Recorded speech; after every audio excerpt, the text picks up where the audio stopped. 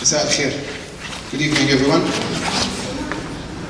We mark today the opening night of Kalimat Literature Festival, a 5-day collaboration of books and culture taking place from the 3rd to the 7th of November 2019 or 18. Kalimat brings together 14 critically acclaimed Palestinian and international writers in nightly public events organized in Jerusalem, Nablus, Ramallah, Bethlehem, and Haifa. Writing workshops are also scheduled in 4 Palestinian universities, Al-Najah, Birzeit, Bethlehem, as well as Al-Quds University. We, the festival organizers, hope Kalimat can be a space to collaborate and explore how culture and writing act as a means of maintaining dignity and hope. Writing in all forms, poetry, fiction, non-fiction, and journalism facilitate experimental reflections, the documentation and the defense of historical narrative, and helps build community and resilience. It is a tool to communicate to audience beyond our own immediate surroundings, and it is a basic means of human expression by which it becomes possible to appeal to communalities in the human condition. The use of this tool is all and the more important for those caught in situation of injustice and for those who are prevented free exchange of movement and access. Of course, no place like here in Palestine. In this light, Kalimat organizers condemned the action of the Israeli border authorities which prevented the entrance of Kalimat guest author Suzanne Abulhawa on the evening of the 1st of November 2018. Abulhawa is an accomplished and award-winning author who was supposed to headline today's opening night of the Kalimat Festival here in Jerusalem. Instead, she was detained and deported last night back to the US after being held in detention facility in Ben Gurion Airport for more than 28 hours. During this period, she fought for her rights, though through the help of the Kalimat organizers and a lawyer, she tried to enter the country and participate in the festival. However, this was unsuccessful. Ms. Abulhawa will continue to appeal this decision from the US, and one day soon we hope to be welcoming her in Jerusalem to speak. We will continue to support Suzanne in any and every way we can during her actions. We would also like to make it clear that Ms. Abulhawa is a US citizen with family roots in Palestine that dates back to the 1st century. Preventing her entrance into the country, into her own country, and her participation in this festival is part of an all too familiar pattern whereby Israeli occupation authorities unjustly and arbitrarily determine entrance and exit policies based on discriminatory criteria that target Palestinians and Palestinian refugees and those it regards to be critical of its policies. In doing so, the Israeli occupation aligned itself with a number of oppressive regimes, historical and contemporary, who view free of expression and creativity as something to be controlled and stifled. History has constantly proven that attempts to curb free expression and thought do not work, as the human condition refuses to be controlled. It is in this spirit that we have decided to bring in Suzanne today online on phone to send her own message. She had a few hours ago arrived to her house, and unfortunately we couldn't arrange for her to be on screen with us. Also, after the detention period and the long travel, we decided still it is important for her to send her own message. So in 1 minute I'll put her in a line and she will address you in a few minutes, and after that we proceed with the opening of the festival.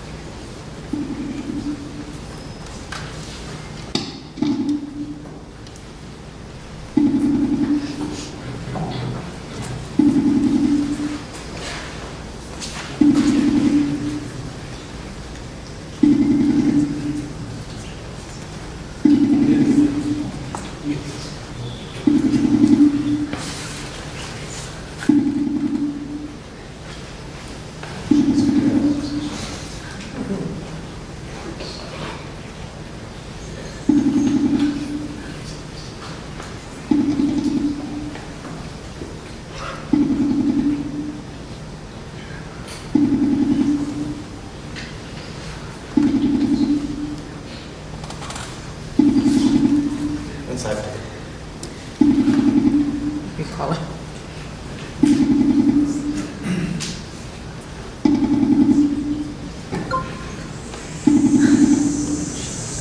She said it's not ringing.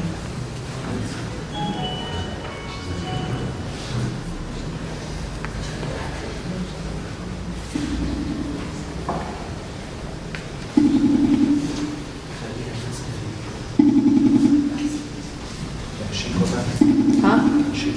Yeah.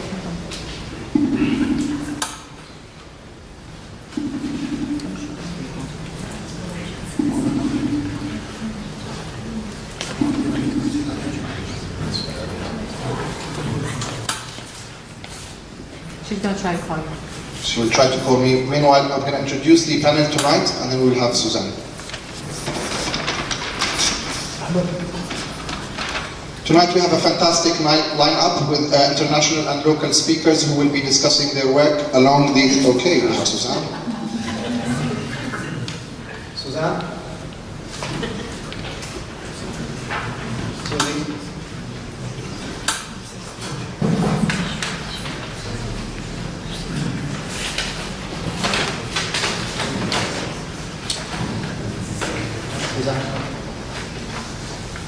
She said ranked 5 times so far. It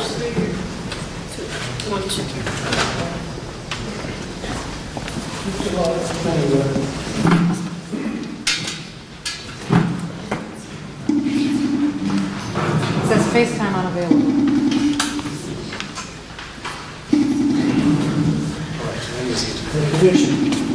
Right, this technology now is not the occupations technology. I think because FaceTime was invented in Israel. So we have a fantastic lineup of international and local speakers who will be discussing their work.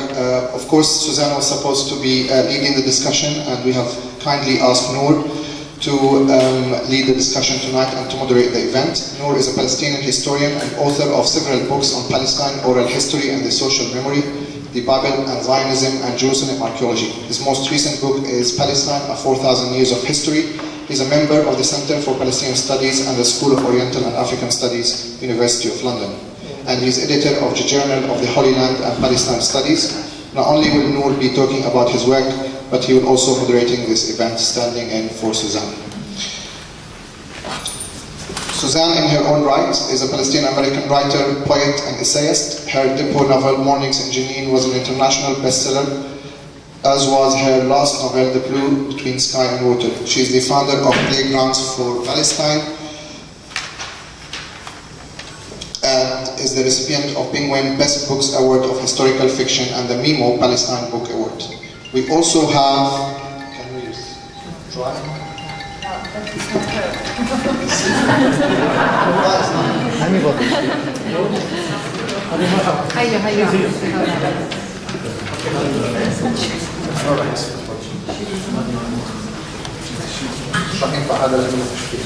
وجدت رمضة.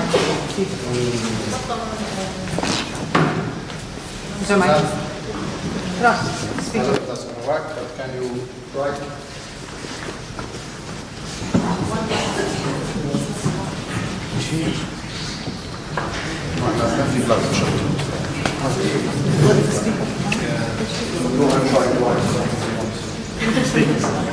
It have to be from this one. Try with this one. It's okay. People will wait.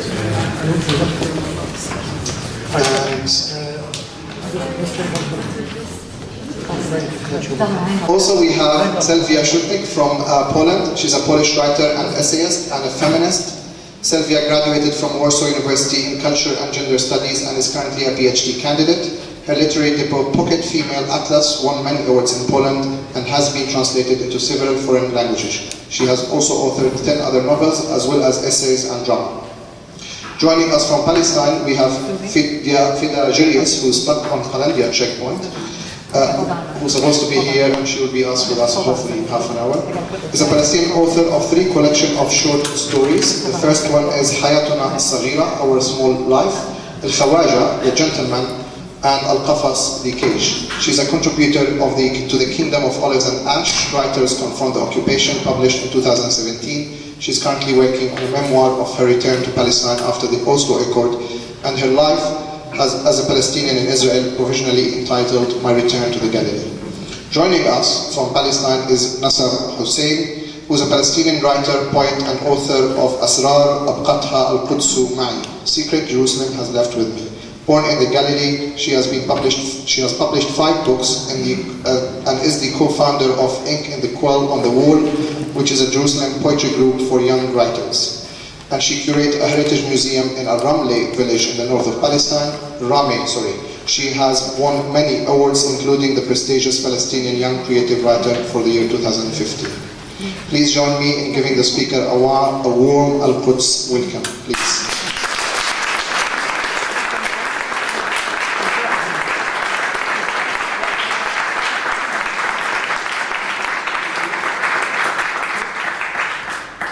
Suzanne, can you hear us? Can. Excellent. You can speak, please.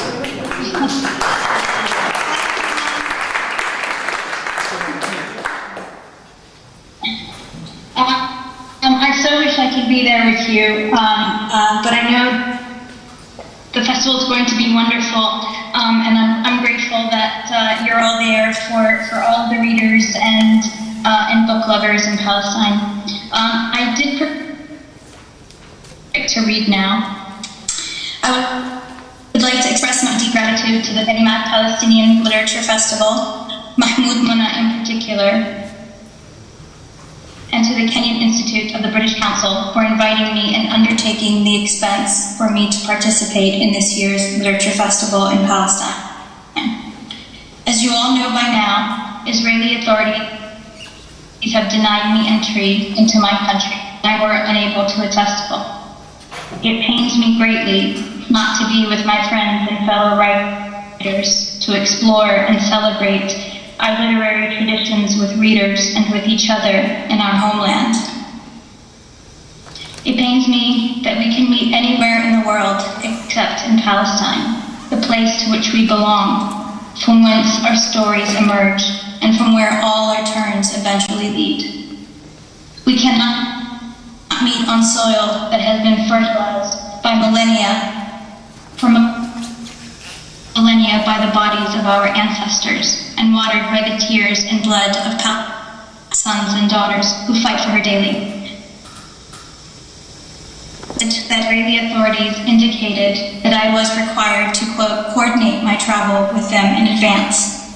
This is a lie. In fact, I was told upon arrival at the airport that I had been required to apply for a visa to my US passport and that this application would not be accepted until 2020, at least 5 years after the first time they denied me entry. They said it was my responsibility to know this even though I was never given any indication of being banned. They said my first deportation in 2015 was because I refused to give them the reason for my visit. This too is a lie. Here are the facts. In 2015, I traveled to Palestine to build playgrounds in several villages and to hold opening ceremonies at playgrounds we had already built in the months previous. Another member of our organization was traveling with me. She happened to be Jewish, and they allowed her in. Different ways over the course of approximately 7.5 hours. I answered them all, as Palestinians must if we are to stand a chance of going home, even as visitors. But I was not sufficiently deferential, nor was I capable of that in the moment. But I was certainly composed, and, as is the requirement for all violated people, I was civil. Finally, I was accused of not cooperating because I did not know how many cousins I have and what are all their names and the names of their spouses. It was only after being told that I was denied entry that I raised my voice and refused to leave quietly. I did yell, and I stand by everything I yelled and the way I yelled it. According to Haaretz, Israel said that I, quote, behaved angrily, crudely, and vulgarly, unquote, in 2015 at the Allenby Bridge. What I said in 2015 to my interrogators, and which was also reported in Haaretz at the time, is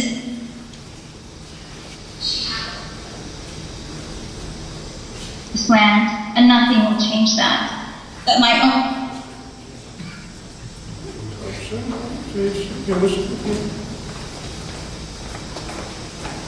way of extricated. That as much as they sign magical fairy tales, they can never claim such personal familial lineage. I suppose that must sound to be confronted with authenticity of Palestinian indigeneity despite exile, and face their apocryphal, ever-shifting colonial narratives. My lack of deference in 2015 and choice not to quietly accept the arbitrary decision of an illegitimate gatekeeper to my country apparently got appended to my name and, upon my arrival this time on November 1st, signaled for my immediate deportation. The true vulgarity is that several million Europeans and other foreigners live in Palestine now while the indigenous population lives either in exile or under the cruel boots of Israeli occupation. The true vulgarity is in the rows of snipers surrounding Gaza, taking careful aim and shooting human beings with no real way to defend themselves, who dare to protest their collective imprisonment and imposed misery. The true vulgarity is in seeing our youth bleed on the ground, waste in Israeli jails, starve for an education, for travel, learning, or some opportunity to fully be in the world. The true vulgarity is in the way they have taken and continue to take everything from us, how they carved out our hearts, stole everything, occupied our history, and tamped our voices and our art. In total, Israel detained me for approximately 32 hours. We were not allowed any electronics, pens, or pencils in the jail cells, but I found a way to take both. Because we Palestinians are resourceful, smart, and we find our way to freedom and dignity by any means we can. I have photos and video from inside that terrible detention center, which I took with a second phone hidden on my body. And I left for them a few messages on the walls by the dirty bed I had to lay on. I suppose they will find it vulgar to read, quote, "Free Palestine, Israel is an apartheid state," or "Susan Abulhawa was here and smuggled this pencil into her prison cell." But the most memorable part of this ordeal were the books. I had 2 books of my carry-on when I arrived at the jail, and I was allowed to keep them. I alternated reading from each, sleeping, thinking. The first book was a highly researched text by historian Masalha, Palestine, a 4,000-year history. I was scheduled to interview Noor on stage about his epic audit of Palestinian millennia-old history, told not from the politically motivated narratives, but from archaeological and other forensic narratives. It is a people's history, spanning the untidy and multi-layered identities of Palestine's indigenous populations from the Bronze Age until today. In an Israeli detention cell with 5 other women, all of them Eastern European and each of them in her own private pain, the chapters of Noor Masalha's book took me through Palestine's pluralistic, multicultural, and multi-religious past, distorted now by modern inventions of an ancient past. The bitter irony of our condition was not lost on me. I, a daughter of the land, of a family rooted at least 900 years in the land, and who spent much of her childhood in Jerusalem, was being deported from her homeland by the sons and daughters of recent arrivals who came to Palestine a mere decades ago with European-born ethos of racial Darwinism, invoking biblical fairy tales and divinely ordained entitlement. It occurred to me, too, that all Palestinians, regardless of our conditions, ideologies, or the places of our imprisonment or exile, are forever bound together in a common history that begins with us and travels to the ancient past, to one place on earth, just one, like the many leaves and branches of a tree that lead to one trunk. And we are also bound together by the collective pain of watching people from all over the world colonize not only the physical space of our existence, but the spiritual, familial, and cultural arenas of our existence. I think we also find power in this unending, unhealed wound. We write our stories from it, sing our songs, and debke there too. We make art from these aches. We pick up rifles and pens, camera brushes in the faces. We throw stones, fly kites, and flash victory and power fists there. The other book I read was Colson Whitehead's acclaimed spellbinding novel, The Underground Railroad. It is the story of Cora, a girl born into slavery to Mabel, the first escaped slave from the Randall plantation. In this fictional account, Cora escapes the plantation with her friend Caesar and their determined slave catcher Ridgway on their trail in the Underground Railroad. The generational trauma of this inconceivable bondage is all the more devastating in this novel because it is told matter-of-factly from the vantage of the enslaved. Another people's collective unhealed wound laid bare, an excruciatingly powerful common past, a place of their own power too, a source of their stories and their songs. I'm back in my house now with my daughter and our beloved dogs and cats, but my heart doesn't ever leave Palestine. So I am there with you, and we will continue to meet each other in the landscapes of our literature, art, cuisine, and all the riches of our shared culture. After writing this statement, I learned that the press conference is being held at Dar al-Tifl. I lived the best years of my childhood there, despite my separation from family and the sometimes difficult conditions we faced under Israeli occupation. Dar al-Tifl is the legacy of one of the most admirable women I have ever known, Hind al-Husseini. She saved me in more ways I suppose she knew, or that I understood at the time. She saved a lot of us girls. She gathered us from all the broken bits of Palestine. She gave us food and shelter, educated and believed in us, and in turn made us believe we were worthy.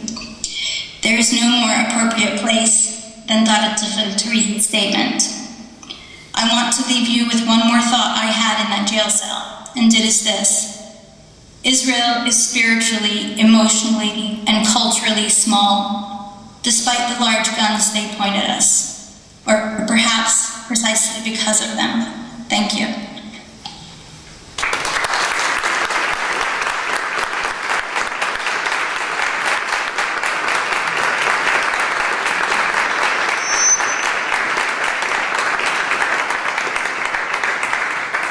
Thank you, Suzanne. We wish you well. Last but not least, we would like to thank our partners, the British Council Palestine, Swedish Ipar Stiftung, Institut Français Palestine, Jerusalem, the Goethe Institute in Ramallah, and the support of Al-Qattan Foundation. We'd also like to thank all the institutions across Palestine that are hosting our events, the Palestinian Heritage Museum, Dar al-Tifl here, and the event where it will take place tomorrow is in the Municipality Public Library in Nablus, and the French-German Cultural Center in Ramallah hosting us on Monday, Dar al-Kalimat in Bethlehem hosting us the day after, and last but not least is in Haifa, where we'll be in Fattoush, where we'll host our closing event. Kalimat has been organized by the Educational Bookshop and the Canyon Institute. Thank you, Mandy and Tawfiq, for the incredible amount you put into this. Please check out our program and for the full speaker and the events, and we look forward to see you and your friends in the coming cities and the coming events. Thank you for the attending, and now I hope you enjoy the event, and I'll pass you after this very difficult words from Suzanne. It's all over to you, Professor Masalha, who will moderate this evening. شكرا يا محمود.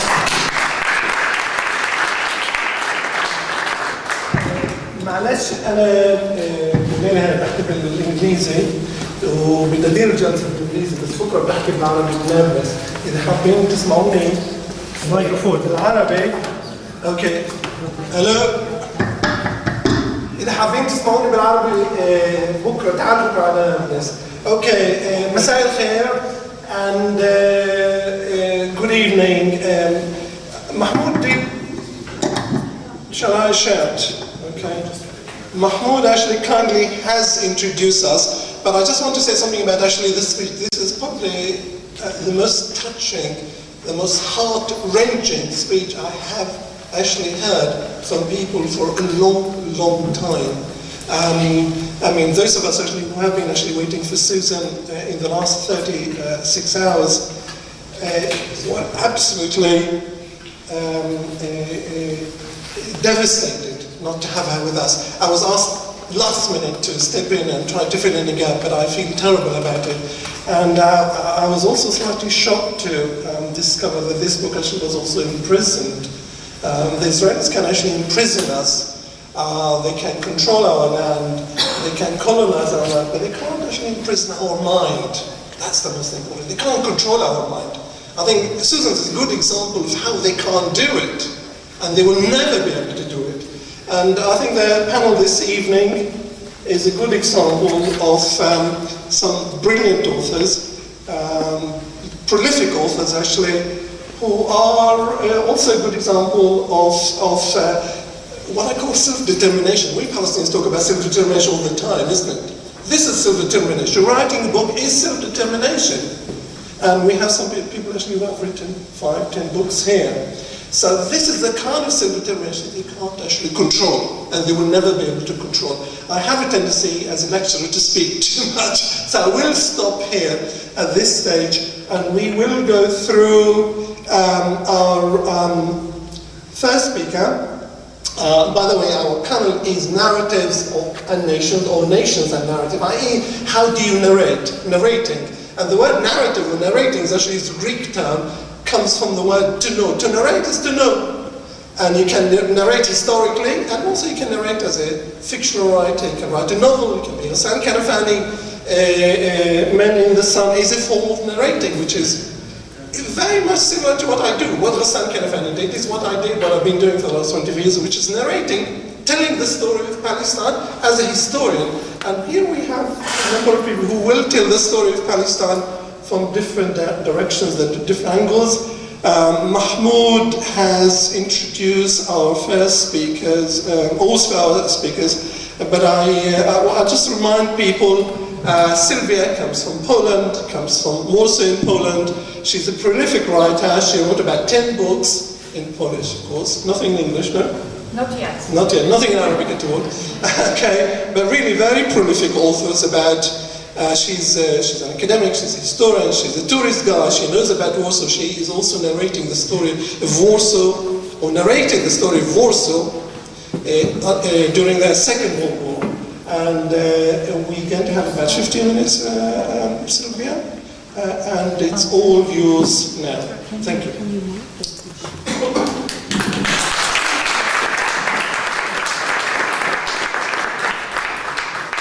Good evening.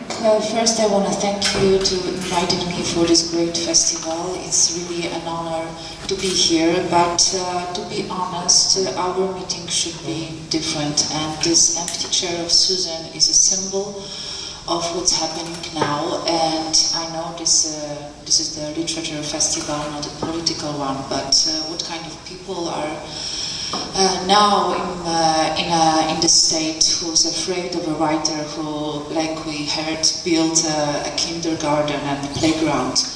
I know that for some of the people, pen is a weapon, but we as writers, we as artists are not a terrorist. We don't want you to hear what you should do, or even worse, what you must do.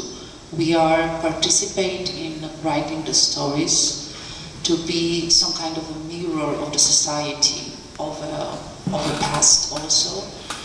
And we, even if we are social activists and knowing what's going on around in the political or social level, we are still a part of culture and heritage. So for me it's really hard to be here, especially when we heard the terrified Susan history about the last 36 hours, very close to us. So maybe the subject that I prepare for this evening is also close to this theme. I mean, the whole situation of memory studies and our thinking about the past, memories and history, or even the hair story, the women voices, is still very not so popular. And thinking about the past is usually goes to the historian or the people who are not going to live through the next years. But for me, the heritage, especially the heritage of everyday life, are based on the individual and local histories. And this is very important for me as a writer, not to think only about what's happening now, but to have the metaphor of what was our past. Why? I think that it's not only for remembering, it's also very important to understanding. Without our history and without our heritage, there will be no future. And maybe it sounds more like pathetic, but for me to hear the stories of people who are no longer with us, it's really important to have these people around and have these people as a family, as a part of our society, and still remember about it. Well, like I said before, the literature is about told stories, and we as a writer are some kind of a memory, a bank, a memory cases of stories. And I wonder sometimes what I should call my work. And usually I said that I work in the Museum of Dreams, Desires and Wishes, and also the Museum of the Past. One of my the short stories called Murano, is based on the stories of Warsaw, my country. And like you probably know, in the Second World War, there was a ghetto from the Jewish people in my city. And now this district is part of the city. It's called Murano. That's why I call my short story Murano. And I will write just a part of it. Writing is for weaklings, whose soft bodies secret tearful tales of love, war, and injustice. When writing, you become addicted to obsessive truths about things you have never seen or lived through. But it would only take a little shift in space and time for you to be decaying, buried in a cellar like an old woman or a dry biscuit. But that is not you, yet. You breathe air saturated with the scent of the charred city, which rushed by, separating you from the past, from remembrance. You're alive, after all, but what kind of life is it when you're forever being forced to sniff out conspiracies involving ghosts? Those people must have gone somewhere, mustn't they? They can't all have perished at once. Religion talks of a suspended state between heaven and hell. When purgatory is overcrowded, souls must wander the earth, seeking consolation and temporary shelter. That is the origin of the inexplicable supernatural phenomena described so abundantly in the usual press and magazines. Such stories tend to focus on who got scarce where and what got destroyed in the process. However, none of the stories bother to concentrate on those poor ghosts, what they feel or why they are suffering so badly. Warsaw ghosts. You sit at a round table covered with a green baize, holding hands with other lovers of terrifying tales. You ask questions, but expect no answers.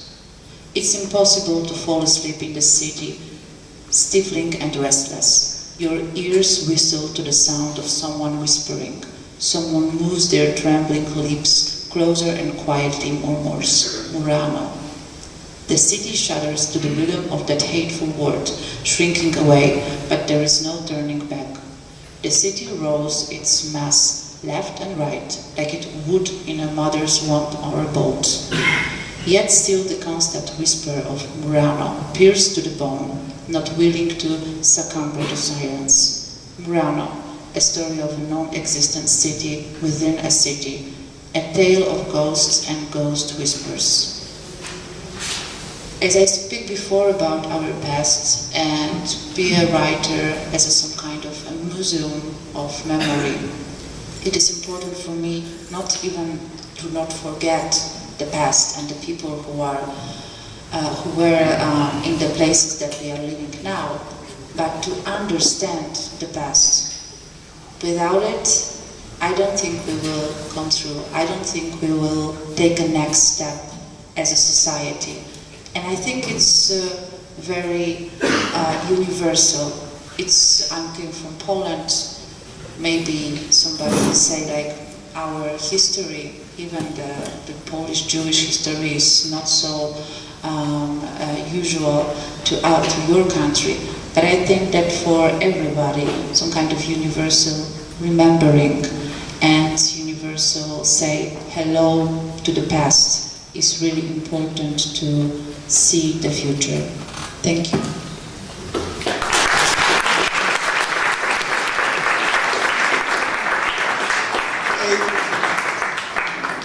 Thank you, Sylwia. I'm not going to actually sum up what Sylwia was saying. I'm going to leave the questions to the end. So be patient with us. You will have plenty of questions to Sylwia specifically about Polish history, about how people narrate the story of Warsaw. But I'm so delighted, excited to have her with us. And we can definitely learn from each other. That's the important thing about it. We are here to learn from each other. And I'm also excited to introduce our second speaker. I don't want to sound, men do patronize women. I don't want to sound, academics also tend to patronize PhD students and students. I don't want to sound patronizing, but I think we have some really brilliant young Palestinian authors and novelists, and some of them we will meet at this festival, and one of them is Nassab. I've just noticed that she has published 5 novels this year. I mean, that's an enormous achievement. Nassab works as a she's from Ramin in Galilee. It's a town in Galilee, Upper Galilee, not far from Safed, which was destroyed in 1948. But we have also some famous people actually from Galilee. Kalimat, a friend of mine, from Rami also. It's a very flourishing place.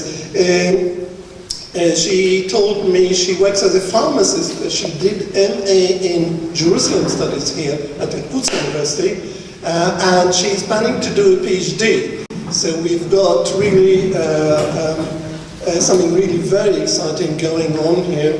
And I think she did mention one of her most recent novels, which is النهر يجري في دمي. The river sails in my blood. I think this is the English translation of that thing.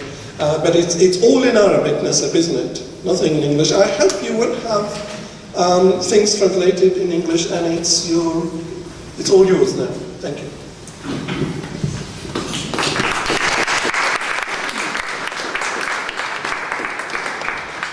Good evening, it's my pleasure to be here, and all of you are welcome at my Jerusalem. I'm sorry that I will speak in Arabic, one text, one poem. It will be translated in English. Tawfiq will help us to read it in English after I will read it in Arabic. يسعد مساكم جميعا. سعيدة بوجودي في افتتاحية هاي الاحتفالية، وإن شاء الله إنها تستمر. بظن هاي المرة الدورة العاشرة للاحتفالية 11. فأنا سعيدة جدا بوجودي كمان في هذا المكان الرائع، متحف دار الطفل، اللي بنصح الجميع دائما يزوروه ويتابعوه في ذكرى الست هند الحسيني. أكيد بشكر محمود والمكتبة العلمية على المساهمة الكبيرة والعمل الكبير لإنجاز هذا اللقاء.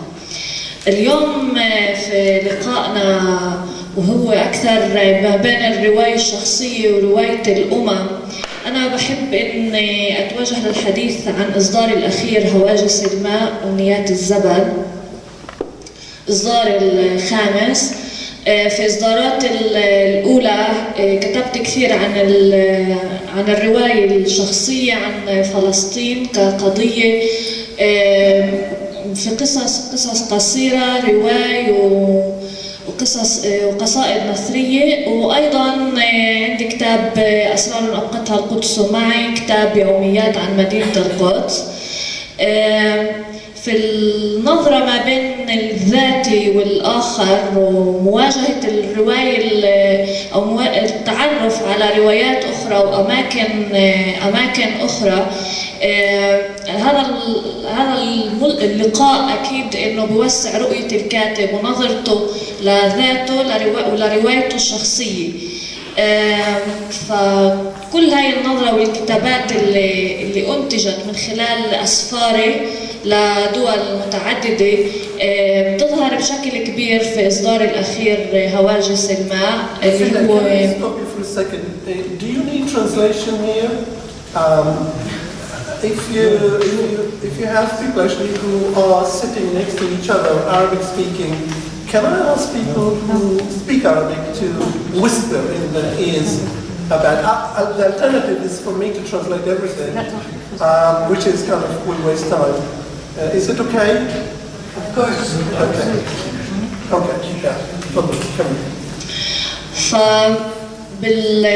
بتنعكس الكتاب في كتابتي في هواجس الماء مياه الزبد، وخاصة نص نهر يبحر في دمي اللي هو الجزء الأخير من الكتاب. وكان النظرة ما بين الرواية الشخصية الرواية الفلسطينية ولقائها بالمكان الآخر. هذا المكان الآخر اللي بيظهر في نهر يبحر في دمه مدينة شافهاوزن في سويسرا. أنا ولدت في سويسرا، تواجد والدي هناك لفترة قصيرة ورجعنا على فلسطين، ولكن بقي هذا النوع من الارتباط الروحي مع مكاني الأول اللي أصلا تعرفت عليه بعد 28 سنة من ولادتي. ولكن قبل سنتين وخلال هبة السكاكين في القدس اللي كان الإنسان مجرد خروجه من بيته بيكون مشروع لهجوم معين بسبب كل الوضع اللي كان في القدس، ونظرتي أيضا للوضع اللي احنا عايشينه كنت كثير داخلة في نوع من اللا أمل والشعور بوجودي ببقعة سوداء. فقررت إني أنا لازم أخرج شوي، أبعد على مكان آخر اللي أقدر إني أغير رؤيتي شوي وأشعر شوية أمل. فرحت على شافهاوزن، على حديقتي السرية شافهاوزن، وهناك التقيت بظل أبوي. وبحب أشارك بقراءة نص اللي يعبر عن ما بين اللقاء ما بين الرواية الخاصة في المكان الآخر ورواية الآخر. يمر الوقت نسير ونسير، لا أتذكر من التعب الذي أسأل عنه شيئا. نرتفع مع الطرقات ونهبط، أمر بعيني على جمال الأبنية، تعرجات الطرقات، وأرتشف شيئا من ألوان الزهور. أحاول أن أنسى ذاكرة فوهة جحيم تأملت وجهي وأنا أقف في مثل هذا الوقت يوم أمس عند مدخل مدينتي. ثم أشاحت بنظرها ومنحتني فرصة أخرى للحياة. كانت قد ألقت علي أول أمس السلام، وأول أمس خطفت مني صديقا. أتكلم وأتكلم، فجأة يصبح للحديث عن كل ذاك الموت معنى في بلد ليس فيها الموت حدثا طبيعيا أو عاديا مثل ما صار في بلادي أول العناوين. حين سألوني وأنا في لجة الوجع هناك ماذا تشتهين؟ قلت نثر خبزي لإوزات 3 عند ضفاف الراين في مدينتي الأولى. أرفع نظري من تحت المظلة صوب الضفة الأخرى فأراها إوزة بيضاء تبحث عن شيء ما هناك. ياه، إنها واحدة من صديقاتي 3 تحت المطر كنا أنا وهي، كل عند طرف من ضفتي النهر. رفعت صوتي بالنداء: هي يا إوزة، هذه أنا، تعالي إلي. رحت ألوح بيدي وأرفع رغيفا صغيرا من الخبز وأزيد النداء: قطعت المسافات الطويلة من فلسطين إلى هنا كي أطعمك الخبز، تعالي تعالي إلي. تبدأ الإوزة من الجهة الأخرى بقطع المسافة صوبي، تهز صقيع الماء وشدة التيار رويدا رويدا وتأتيني. أنثر قربها فتاة حلمي بلحظة سكينة يكون فيها إطعامها هو كل همي. تترك النهر لتقف قربي وأنا ما زلت أنثر خبزي على الوحل وأمد لثغرها كفي، فتأتي صديقتها وجمع من طيور البط.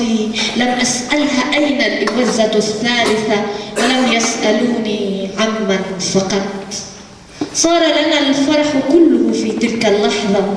تبتل خطانا تارة بالماء وتارة بالطين، نحتفي عند طرف غابة صغيرة بوجودنا معا، وكان قربنا يغني نشيده يخطف من قلوبنا ألحاننا الحزينة، يمد أكفه يقطف أمطار السحاب ليملأ كأسنا وكأس المدينة، يرفعه كلما نظرناه محتفيا.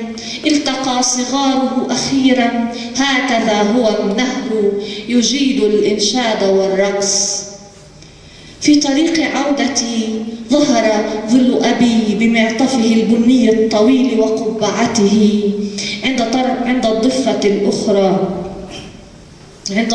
الأخرى من قريبا من مركز المدينة، وقال: كانت الإوزة مثلك وحيدة تبحث وسط هذا الصقيع عن قوت يسد رمقها.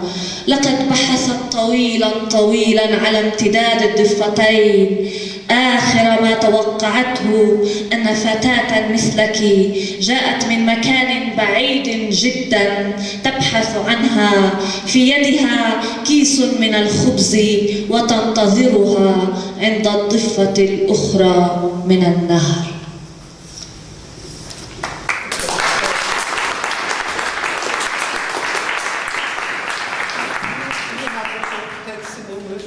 No, for this no. I will share with a text about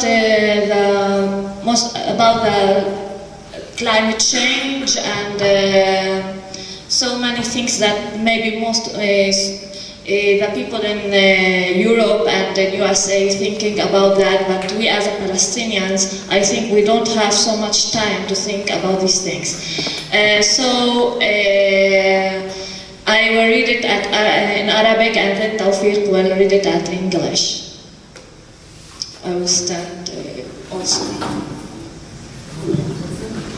يا شعوب العالم عذرا، تهمني مشاكل الأرض صدقا ويقلقني تغير المناخ جدا، من ذوبان الجليد وارتفاع حرارة المحيط وخلل السلاسل الغذائية ورحلات طيور تغيب والأخطار البيئية، لكنني مشغول جدا وليس لدي وقت كثير، فأرضي كل يوم تسلب وسمائي تضيق، وبعض أهلي مشردون وبعضهم في أرضهم غريب، بحري الميت يقتل أكثر وصار موتي في الشرق الأنظف والأجمل، أجدني محاصرا كيفما أسير، ألقى حاجزا أو جدارا ولي في السجن أخوة منذ سنين،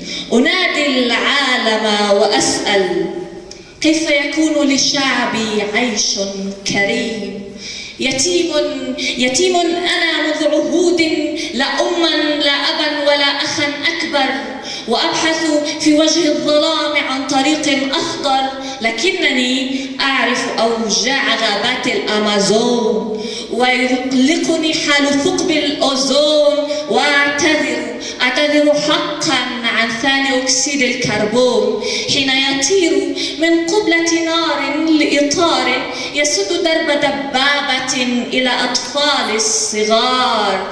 أعتذر عن صواريخ هامت في بيتي حتى الدمار، فليس لدي مفاعل بل كوم حجار.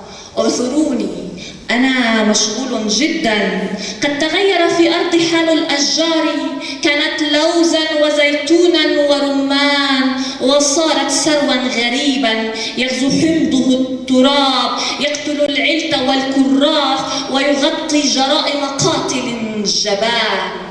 يا شعوب العالم عذرا، تهمني المجرات والكواكب وما الذي سيحصل لو زارتنا النيازك، وليتني أفيدكم فأنا خبير بأفعال القنابل.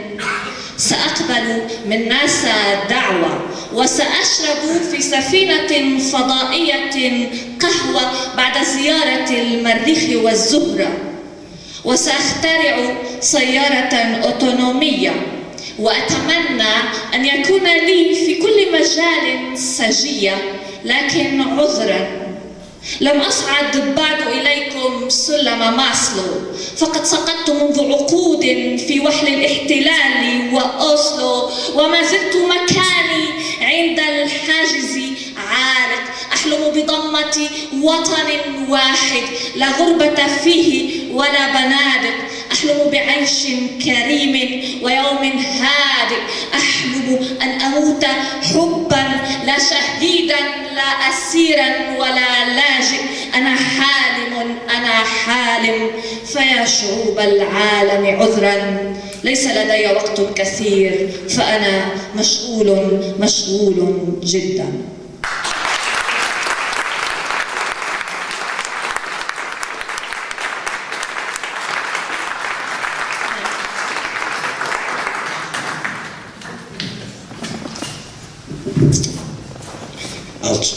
Excuse me, I'll try to do my best, but that's a difficult act to follow. Thank you for that. So this poem is entitled Apology to the Peoples of the World. It's a poem by Nassab Hussein, and it's translated by Sami. Is there a phone ringing? You were going to respond, That time. So it's a poem by Nassab Hussein, and it's translated by Sami Kirli. Okay. O peoples of the world, pardon me, for truly the problems of the world concern me. Climate change worries me greatly. The thawing of the ice, the ocean's heat, the failing of the food chain. Birds scarcely fly, and the environment is breathing its last.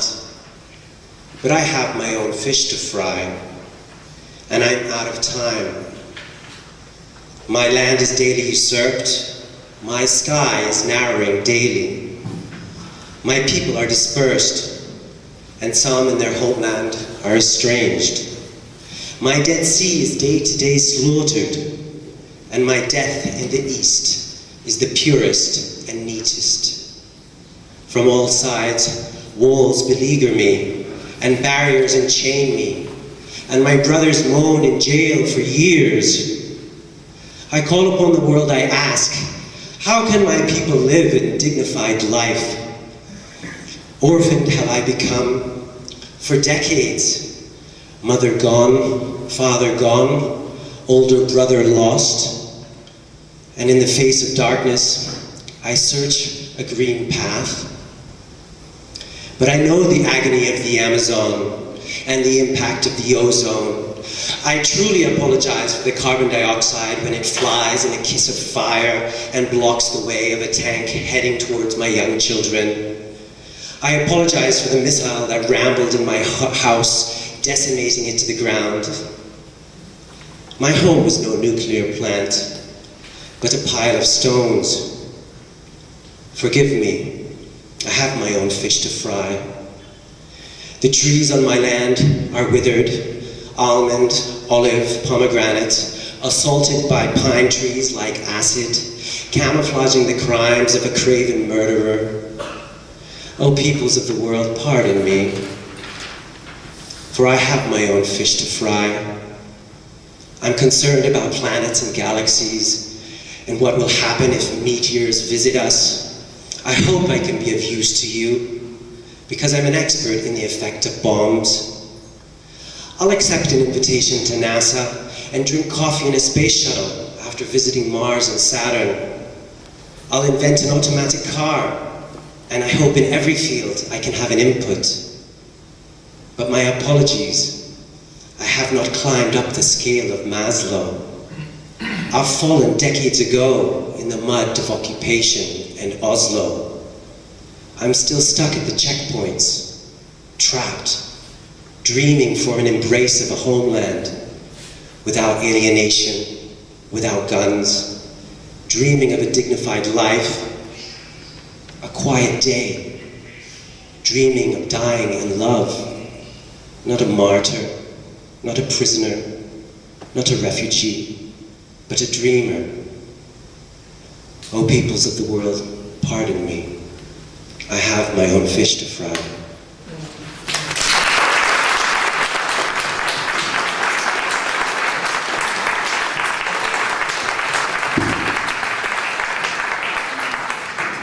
It sounds even beautiful in English, not just in Arabic. It's going to be slightly problematic in English. Fida comes from a long line of Palestinian resistant poetry. Really, it goes back all the way to the 30s, from Ibrahim Tuqan, Mawtani, to Mahmoud Abdurrahim in 1948. He actually wrote, Mahmoud Abdurrahim wrote a poem called The Shaheed before he was martyred. And people actually don't realize, because he was actually martyred in 1948 in Nakba, people think that he became known as Shaheed because he was martyred. In fact, he became known as Shaheed before he was, because of that famous poem. So Palestinian poetry is so famous, and you have a long line actually to the 50s with Rashid Hussein, with Mahmoud Darwish, Sajjal al-Arabi in the 60s under Israeli occupation. We have to understand that Israeli occupation in 1948, after 1948, an awful lot of Palestinian poetry actually was written in the 50s, 60s. And then Tawfiq Zayyad and Samih al-Qasim. And this is a long line of, I think Palestinian poets are among the best narrators of our history. This is my opinion. So I think we need to give a big thank to Nassab, and I'm so pleased to have our third speaker is Fida. Fida is a journalist and a novelist, yeah? Okay. You lived in Canada, and I'm told actually by Mahmoud that you wrote about daily life on the West Bank. This actually connects you with the theme Sylwia was talking about, how do we narrate the ordinary people, not just the elites, not just the intellectuals, not just the leaders, not just but also just how ordinary people can actually come across in our stories, and ordinary life and ordinary people who are the majority of people. You know, elites are a small number of people, but we need to look after the majority and narrate these stories, and their stories are important. So Fida, I'm going to let you speak about I think you wrote 3 books or 3 novels, or 3 collection of novels, yeah? Did I present you properly? Yeah, okay, thank you very much.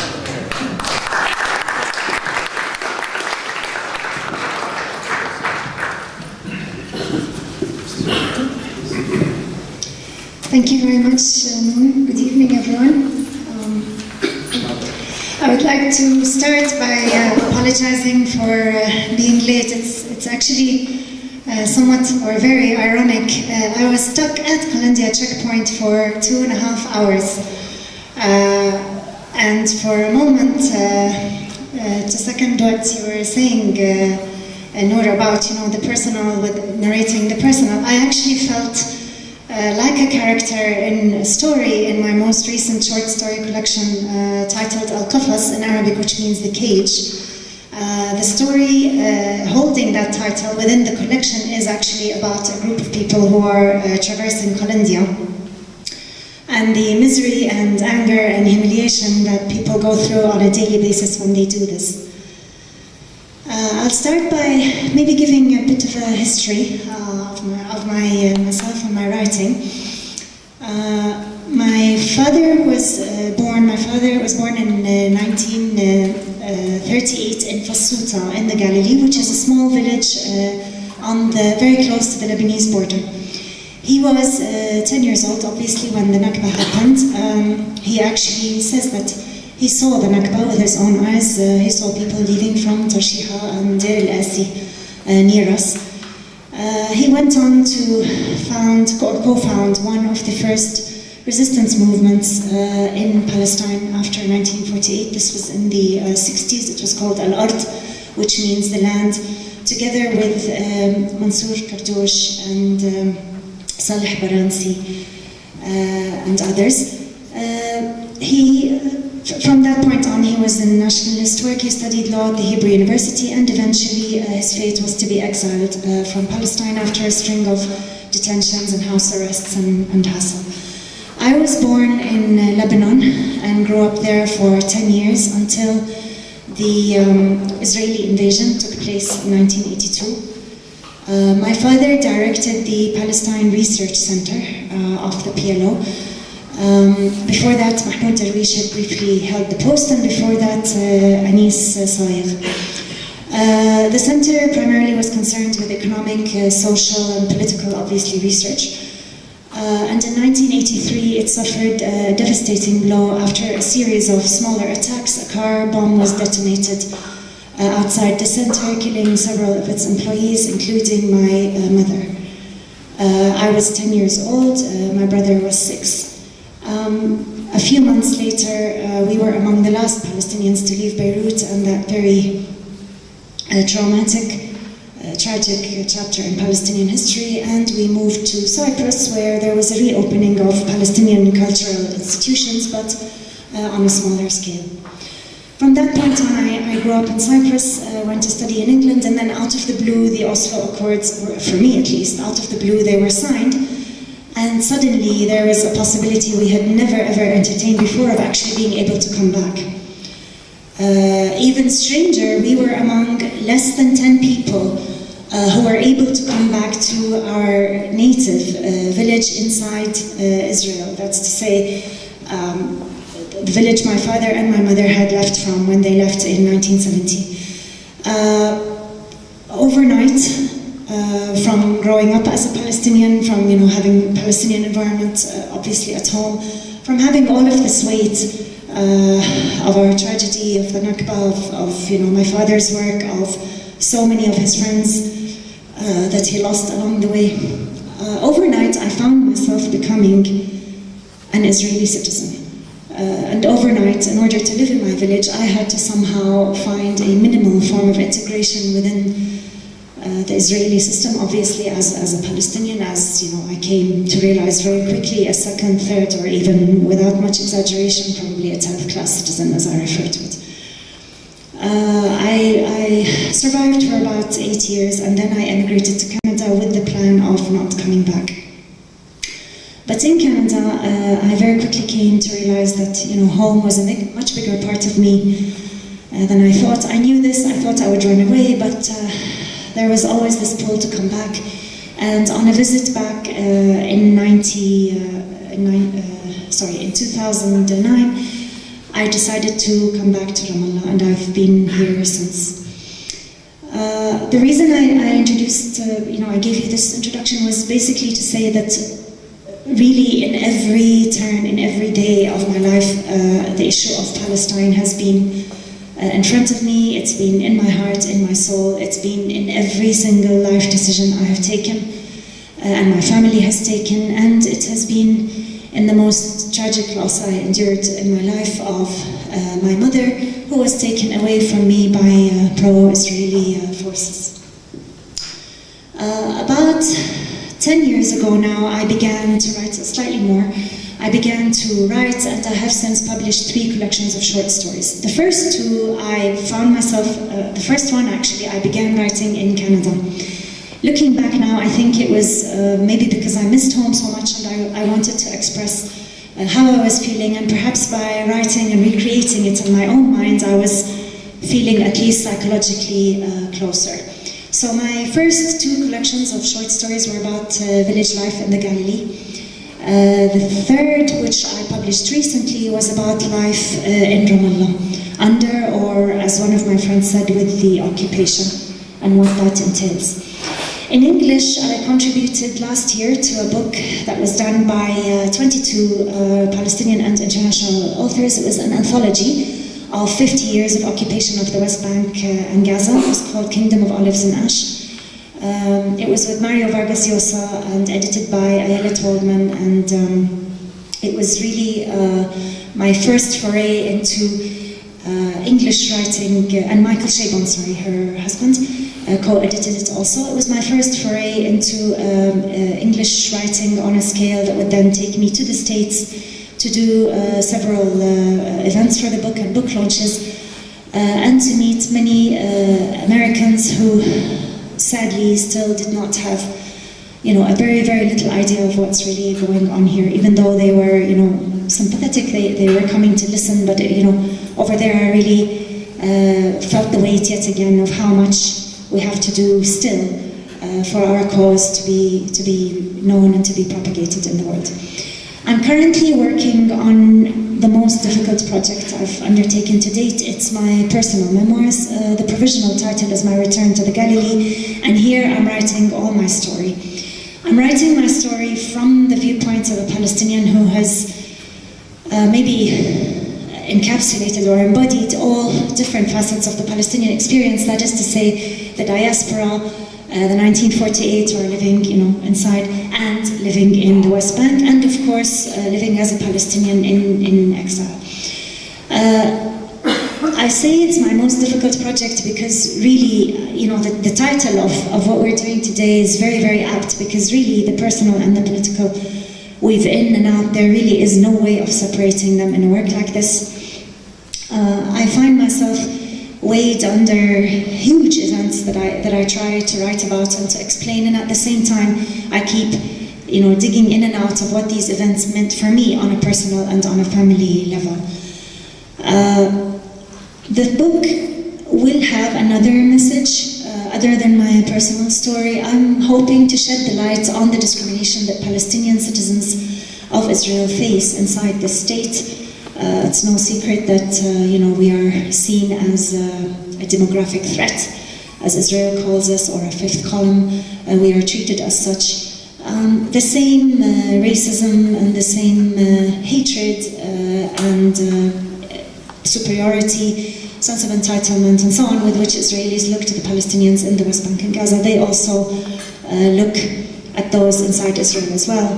It is my hope to shed the light on this segment of the Palestinian people that maybe doesn't see as much attention in writings, in international writings, specifically in English in particular, and to really bring their plight to the world. They are a very brave group of people because they struggle against many, many odds daily in the state of just, the basic battle for survival in this very, very difficult system that they find themselves in. Along the way, of course, I talk about my experience of coming to live under Ramallah, of what it means really, of this terrible open-air psychological and physical prison that we find ourselves in, and what this means for us as Palestinians, both on a personal, on a psychological, and on a communal scale. I didn't bring anything with me today to read. I hope that was enough of an introduction, and thank you all for coming and for being with us today. Thank you.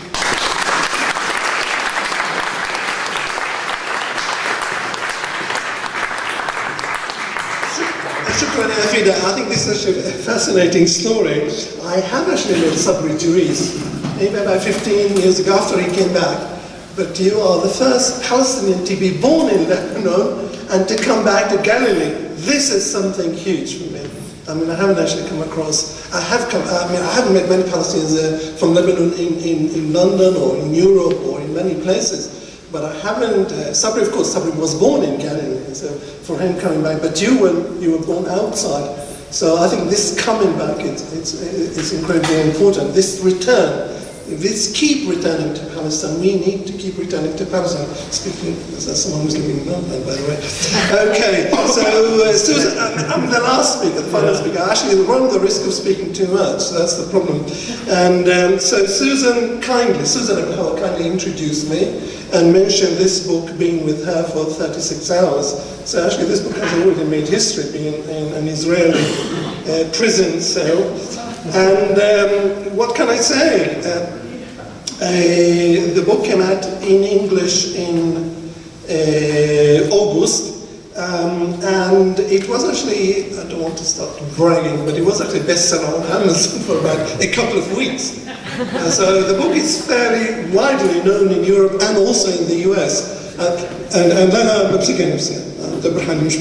And this is one of the reasons why actually Susan actually picked it up in the US and brought it back to Palestine. But the book is widely known outside, less inside. So I was really excited to see it here and the educational. And I think Mahmoud deserves a huge hug and thanks and kisses for having it in Palestine. This book has to be, also has to be in Arabic. People keep asking me, sending me sort of messaging this, and when this is going to be in Arabic. I hope soon. They got in touch with me in Beirut, Ma'had al-Arabi, and maybe also Institute of Palestine Studies. In the 90s, I did publish 3 or 4 books in Arabic, mainly about 1948, about the Nakba. My first book, Expulsion of Palestine, published in 1992, was in Arabic. So in fact, my early books were all in Arabic. And then my middle books, actually, none of them is in Arabic, but practically all of them in Spanish. And I'm just hoping this one will go into Arabic soon, because this is about Palestine speaking for itself. I think one of the problems we Palestinians, they all speak for us. The Israelis want to represent us, the West, the British, Balfour, everybody else, except us not speaking. This is about a country speaking for itself. This is about Palestine, by Palestine, for Palestine, about Palestine, speaking for itself. This idea of self-representation by us, for us, this is incredibly important. And I hope this festival is also about having guests from outside, but also about Palestinians speaking for themselves. That's an important, we need to insist on it. Edward saying, the later was saying, insisted on it, and I insist about us writing our own history. So I did actually publish it in English, but I did publish in May, an oral history of the Palestinian Nakba. It came out in May, so this year has been fairly productive for me, and usually, maybe because I'm taking time off teaching, with Nahla Abdo. So these 2 important, one about the oral history of the Nakba, تاريخ النكبة الشفوي, وفلسطين 4000 سنة. Young Palestinian wrote to me and said, well, why 4,000 years? Why not 10,000 years? Of course, you can start with Jericho. I mean, of course you can start with early civilization. Palestine goes before that. But I think one of the reasons why I started with the Bronze Age, because in the Bronze Age, late Middle Bronze Age, roughly we're talking about 3,200 years ago, we can see the name Palestine in Egyptian sources, ancient Egyptian sources. We can see it in Assyrian sources. The name, the concept, the idea is actually beginning to form. So naming is an important thing, actually. So it was easy for me to start, let's say, from the Bronze Age and take it forward. In May this year, I attended a conference in Amman, and 95% of the speakers were Palestinian Jordanians. And the conference was a 3-day conference, and there were excellent panels about Islamic Palestine, early Palestine, Umayyad Palestine, Palestine of the early Islam, which is about 350 years between the conquest of Palestine by under Omar. By then, Omar ibn al-Khattab was the only caliph who came to Jerusalem to take it over. Muslim caliphs did not come to take over countries. Usually they stayed in Arabia or something like that. He actually arrived in East. It shows how important Jerusalem was for Islam. He came to receive it. He came to receive the surrender, and we have the famous Umrah, the Umrah. So this is an important thing. I think Jerusalem from early on was important to Islam, from very early on. But Jerusalem, which we see today, the monument, the Dome of the Rock, was created by the Marwanid caliphs, Abdul Malik bin Marwan, roughly about roughly we're talking about 60 years after early Islam. And I actually argue in this book, I don't want to talk about this book, I actually want you to encourage you to buy it, as it's at the end there, and if you want me to autograph it, I'll autograph it. But I'll just say something about why, what do we see actually in the Dome of the Rock and Al-Aqsa Mosque? We see Umayyad Jerusalem in its glory. And I actually argue in this book that the Umayyad, although they had their capital in Damascus, at one point they thought about shifting their capital to Jerusalem. And one of those people who thought about shifting the capital was Abdulmalik ibn Marwan, who created the Muslim city of Ramla. In fact, he was the governor of Ramla, Wali of Ramla. And Abdulmalik ibn Marwan also lived in Palestine. This is a Muslim caliph running a Muslim empire. Almost a third of the world was under Islam, but he actually lived in Palestine and in Jerusalem. And we can see also the archaeology of the Umayyad palaces in Jerusalem. We can see them we can see Jerusalem with the Ramle. We can see Jerusalem with Qasr Hisham, Palace in Jericho. We need to study Palestine, not just so I think this book actually argues about, to go back to the story of Amman, in Amman there were excellent speakers, people who knew a lot about early Islam, but they knew very little about Byzantine Palestine, the last 300 years before Islam. And I argue that we can't understand Palestine without understanding the continuity, استمرارية فلسطين. In order to understand Palestine under Islam, or Jund Palestine, or the province of Palestine under Islam, we need to study Byzantine Palestine. The Muslims actually took the name from the Byzantines, and the Byzantines had the whole country divided into 3 provinces, but also run from one province, which is Palestine Prima Samuha, Palestine Ula, the capital of which was Caesarea, Caesarea. So even the name of Palestine, the Muslims actually took it from the previous. In order to study Palestine, we need to study continuously. We need to study how each period actually took from the past and gave to the future. I.e. the continuities of Palestine, we don't do it enough, we don't do it as textbooks, and this is my ambition, the ambition of my life. Life is not just to write about the conflict and the Nakba and the last 100 years and last 50 years, it's actually to write textbooks for Palestinian children. This is something I have been talking to a number of Palestinian authors, including Rosemary Sayed comes to me from Lebanon and say, look, we don't have textbooks for Palestinian refugees in Lebanon. They don't have textbooks, the children. And so she did a survey, and with Palestinian teachers in refugee camps in Lebanon. And they came back to her and said, we want to teach the Nakba. Of course we want to teach the Nakba. Of course the Nakba is a central event for us as Palestinians. You know, Palestine was nearly wiped out in 1948. But also we need to teach before the Nakba. The long history. Palestine is a country which has existed for many, many millennia.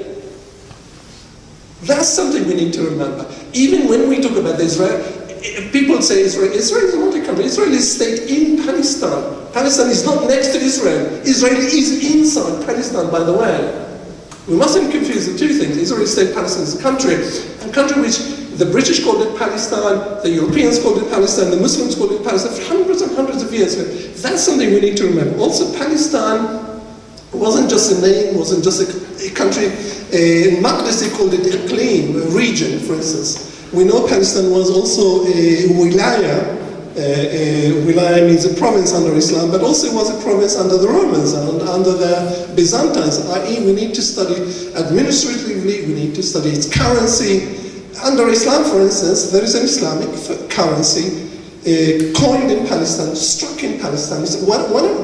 When I say Islamic Palestinian currency, in Ramle, we have Palestinian currency with the name بفلسطين. مش في فلسطين، not في فلسطين بالعربي، بفلسطين.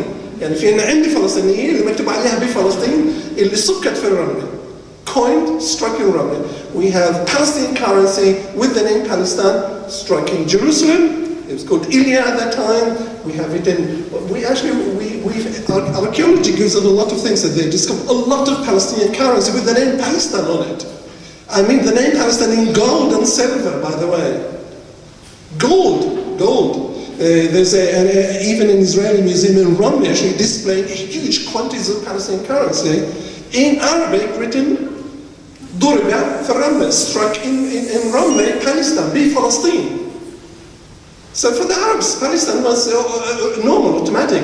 I mean, people say, well, Palestine was part of the Isham region. Of course it was part of the Isham region. Of course it was part of the Arab region. Of course it was part of a much bigger context, or of course it was, but it was also distinct. So I'm going to actually make it very short, and going to, I think, Mandy's actually signaling to me. That's, yeah. Okay. So, questions. So what we need to do, you can ask questions in English, you can ask them in Arabic, we will do our best. You can also direct your questions specifically to individual speakers, yeah? We're going to take a full round of questions, and then we'll allow all the participants. Okay, do you need this thing, or you can... I might, yeah, if you, unless you shout, ما بطول. I'll try to extend that to... ما بوصل محمود. هذا مش My name is Teresa Evers. I'm visiting from Ireland, from Galway City, where we run a literary festival, one of the longest running now in Ireland and indeed in Europe. Over the years, we've brought writers, poets, artists from all over the world. Occasionally, we've had an Arabic writer. Don't ask me to remember names now, but I have always advocated that culture has a big role to play in the Palestinian question. Academics, artists, writers. It's a great pleasure for me to be here tonight. I don't feel confident enough to comment, except to say thank you, Sylwia. I enjoyed your reading. Nassab. When I read to my grandchildren, I acted because my background is theatre. That was the most incredible presentation. Thank you. Thank you very much.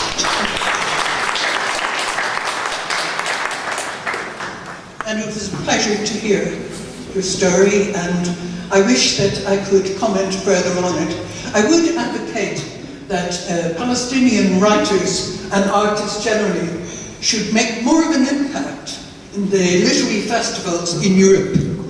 Ireland and England, Ireland particularly, have some very, very strong literary festivals with writers who, I'm talking about famous names, people who come and vie for places at these festivals. It is a platform which I think is underused by the scores of Arab writers that we have today, the excellence of Arab writers we have today, and project that image to people who don't. A lot of people are very, I come, as I say, from Galway City, and on Saturdays, for instance, it's kind of open forum, basking, people reading their poetry, playing their music. There's one man who's been there for years with his Palestinian table, advocating the Palestinian refugee, the problem, illustrating the political, and of course it's a political question. But we need to get that cultural thing to the people. Thank you. Thank you. We'll take a few questions, but we'll allow them. Please be short. If you want to make sense, can you make it very brief, please?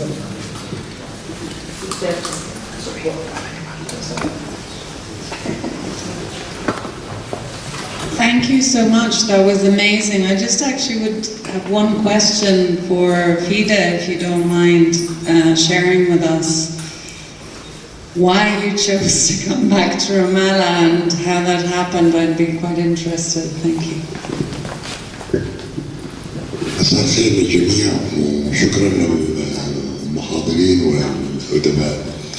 سؤالي لا نسب بالتحديد، وأنا فدا إذا بتحب تجاوب على هذا. كثير بتردد عنا قضية رواية إسرائيلية، رواية فلسطينية. أنا برفض هذا الاصطلاح، أقول رواية إسرائيلية وحقائق فلسطينية. السؤال كالتالي: هل أنت بتجدي نفسك لما أنت بتكتبي عن الرواية الفلسطينية هل تسجلي الحقائق اللي موجودة على الأرض في قالب أدبي؟ والشغلة الثانية، أشكرك على الشعر اللي كسرتي التقليد في نظرة للقضية بالبعد الأممي اللي أخذتيه، وشكرا. Let me just explain, translate this. This is actually a question to Fida about Israeli story, Israeli narrative and Palestinian narrative. And the questioner said, well, there is an Israeli narrative, but there are Palestinian facts and truths, actually. And we need to distinguish between narratives, which can be propaganda narratives, or fictional narratives, or mythical narratives, or myth narrative, and actually narrative which is based on facts and evidence and truth and this and that. So I'm going to ask the two authors here to question. First, Fida, do you want to answer the first question? Let's answer these two and then we can take more.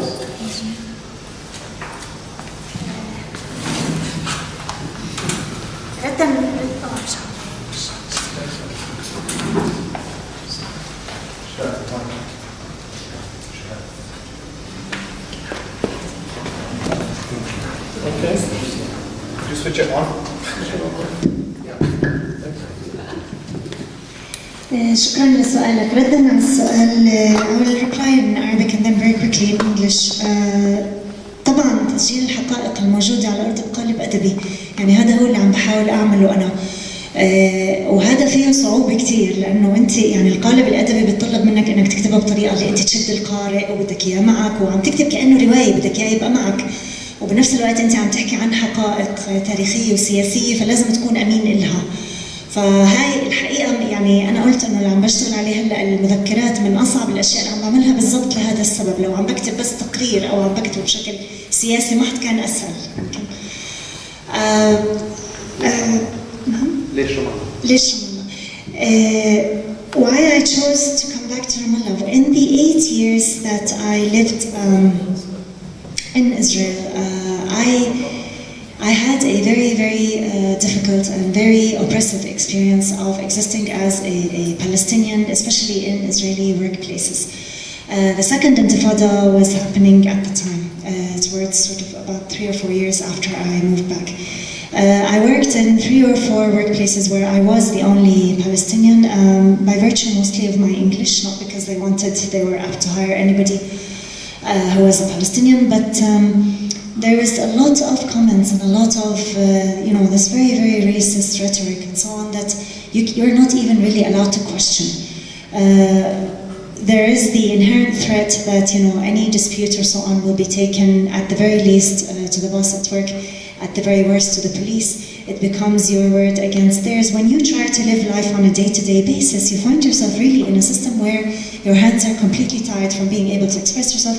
You're carrying all this anger and all this frustration. You're just not, your wings are really clipped in that sense. Also the sense of oppression all the time that I had, that we are, we're turned into strangers in our country because of all these practices against us. The fact that I wrote about this last year in the book I took part in, that we're afraid to speak Arabic in many places in public. If we do, our voices subconsciously drop.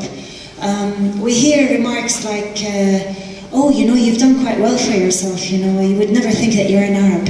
It's this constant demeaning, it's this constant looking down upon us, it's this, constant feeling like you are somehow a stranger, a 10th class citizen in your own country, and it finally pushed me away. The reason to come to Ramallah was very simply to escape from the Israeli establishment.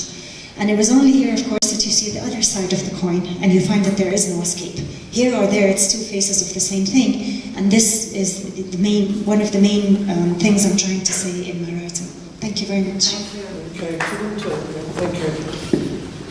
First of all, thank you for what you said, and it will be for our pleasure as writers in Palestine to come to Ireland. Also, Ireland had its struggle, and there is a good connection between the Palestinian struggle and the Ireland struggle. So I think also our writings, it will be good and speaking to the Ireland.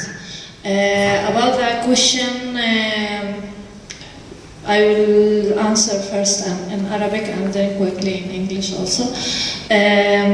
بالنسبة لكتابة الحقائق بقالب أدبي، أكيد إنه أنا كل وقت بحاول قديش ممكن إني أعبر كمان بطريقة إنسانية عن في كتاباتي عن القضية، وهي يعني بتصور جزء مميز كمان لكتاباتي هي محاولة وضع القالب الإنساني سواء بالقصص أو رواية أو اليوميات اللي عن القدس، اللي أكيد في الآخر اخترت إني مثلا أكتب يوميات عن القدس عشان أقدم قالب اللي هو موثق نوعا ما وفيه تفاصيل اللي بتعكس حقيقة الحياة اللي إحنا بنعيشها. الرواية الإسرائيلية إحنا كثير بحاجة إننا نعرفها، فأنا كمان بكتب بحث. موضوع بحثي في الماستر كان عن الصراع على هوية القدس الثقافية عن طريق المتاحف، فهناك شفت بقوة انعكاس الرواية الإسرائيلية وحسيت قديش إحنا كمان بحاجة إننا نوحد، يكون عندنا كمان رواية فلسطينية اللي هي أكيد مدعمة بالحقائق، لأنه إحنا كشعب كمان كثير نشغل على تجزئتنا وبحاجة نوعا ما لرواية اللي توحدنا وتكون قوية في الرد. وأكيد النشاط الثقافي هو رد رواية كثير قوية، ولكن إحنا بحاجة أكثر إننا نآمن فيه وندعمه كمجتمع. In English, the question about the writing the narrative, the Palestinian narrative as a fact, I'm trying all the time to write about the Palestinians also in a humanity way, in my short stories and also in my diary about Jerusalem. I choose to write a diary about Jerusalem to write more details about the facts that we face in the daily life, so the people also can read it as short stories, and also it can help them for research.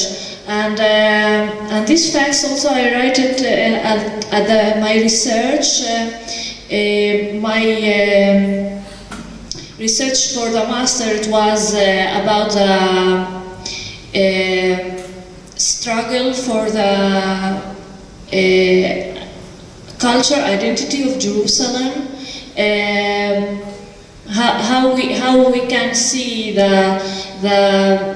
this struggle at the museums. So I make a comparative between the Israeli narrative at the Israeli museums at Jerusalem, 7 museums, and also 3 Palestinian museums. And I saw how much the Israeli narrative is so strong, and you can see the same narrative everywhere, and also the tourists and all around the world, the people know more the Israeli narrative. So I think that we should have, as Palestinians, a unite narrative that the basics is on the facts. But we have to think about it and to do it as a united narrative, and the culture activities is a good place to do that. And if it will be, it has to be from the culture side and the people who think about this point. Thank you. Thank you. May I say just one thing? I think we need individual narrative, also we need the collective narrative.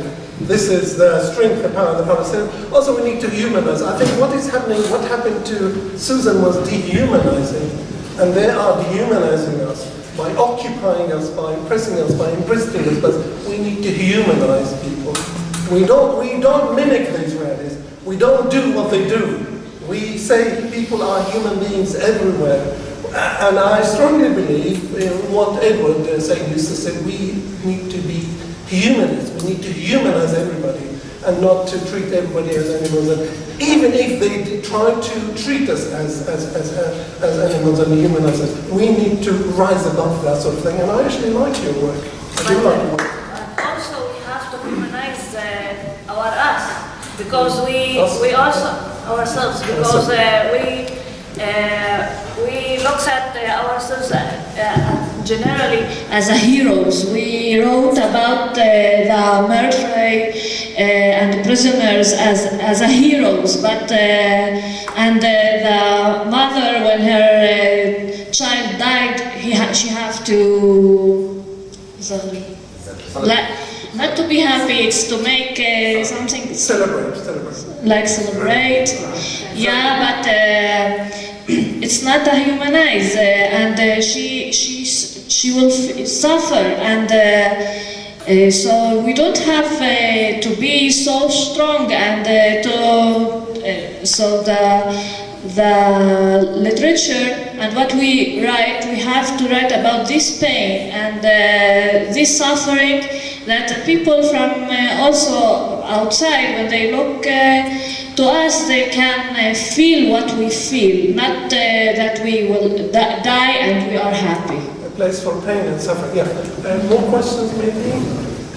I would like to very, very quickly add to that point. In my recent collection, for example, I took examples like a prisoner who is taken at 18 years old for basically having a fight with an Israeli soldier and ends up with a life sentence.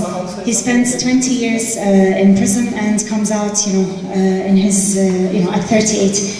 He was, I talk about a case that, he was in love with a girl who was with him at school before he was imprisoned. And I talk about his human pain, this person that comes out 20 years later and tries, to come back into this world and to integrate in it and seeks his lost love. To find out, that she was married, that her husband was also martyred, she has 5 children and so on. I talk about, the frustrations of the daily person, the people who work for the Palestinian Authority, and how their salaries are so routinely late.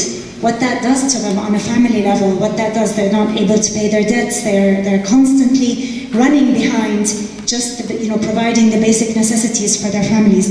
I talk about the women, who, let's say, in the refugee camps, who find themselves sometimes recipients of these courses from, done by donor agencies from abroad and so on, that have the best intentions, but sometimes they are so completely malaligned with what these people face on a daily basis. I talk about an instructor that comes from abroad to teach them about yoga and inner peace.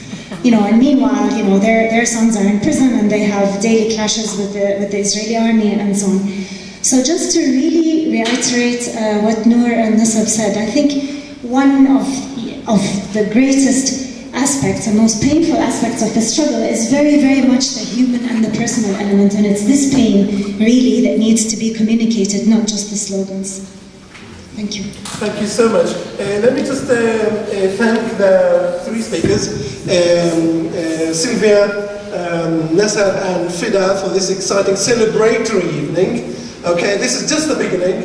We have plenty for you tomorrow, and you can also follow us. And just a big thank you to the 3 of you. Mahmoud will close the evening. Thank you. Thank you very much for stepping in, Noor, and for being so brilliant at doing that. And thank you very much, Sylwia and Nassab and Fida. And of course, the thanks all goes to Suzanne for making the efforts to be with us. Thanks for you for making the efforts to be with us tonight. We will continue our journey. Tomorrow we're going to Naples, then we're going to Ramallah, then we're going to Bethlehem, and then we're going to close in the Bride of the Sea in Haifa. If you have any friends, please make sure you let them know where we're going to be. Our press release, which we read in the beginning, as well as Suzanne's piece, will go online already in the festival social media, and I have the press release here printed. Please help yourself with a copy. Putting my sales hat on, the books are on sales at the back, and the authors will be happy to sign them. We have some of the books in Arabic for Fida and Nassab, but of course we have Noor's new book in English.